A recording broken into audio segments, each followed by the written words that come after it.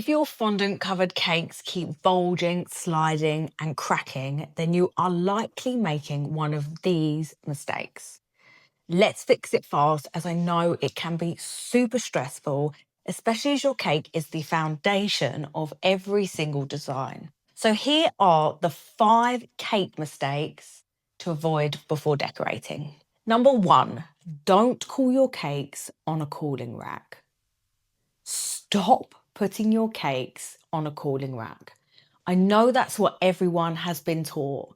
It's fine for Victoria sponges, but it is an absolute disaster for celebration cake. Let me tell you why. When you put your cake on a cooling rack, you expose the whole outside to air. The sides dry out and go hard once cooled. This causes so many problems, such as dry edges, and it's almost impossible to get your cake leveler through to cut perfect layers. So you end up hacking away at it with a knife and then all bits crumble apart. Instead, leave it in the tin for 5 minutes.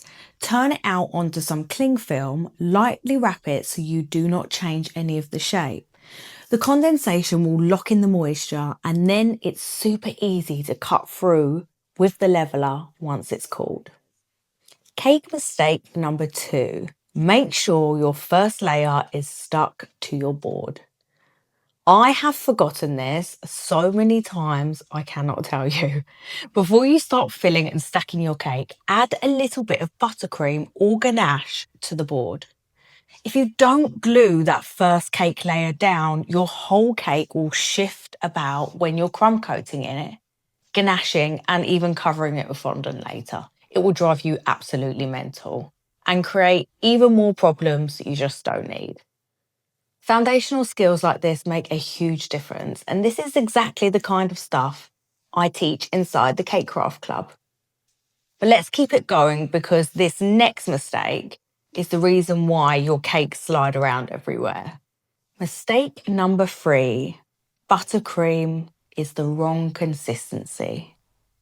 If your buttercream is too stiff or cold, it will rip up the cake crumbs to shred when you stack each layer. You want it firm but spreadable. If you're fighting it with a palette knife and your cake is pulling it up, it's too hard. If it's slightly oozing out of the sides, then it's too soft. You really want a medium consistency like this. Cake mistake number 4, don't overfill your layers. Bulging fondant cakes are always because you have overfilled each layer with buttercream. The fondant layer is heavy, and because your cake and buttercream sits at room temperature, which makes it soft, and then the weight pushes down and it forces it out the sides. That is that dreaded bulge. If you want more moisture, instead use syrups or jams in between your layers. As a guide, a thin layer of buttercream may be 1 centimetre in thickness. It's really all you need. Just make sure you control the depth of your filling and you eliminate the problem before it even exists. Lastly, cake mistake number 5, not skip the chill. Once your cake is stacked, leveled, you must chill it.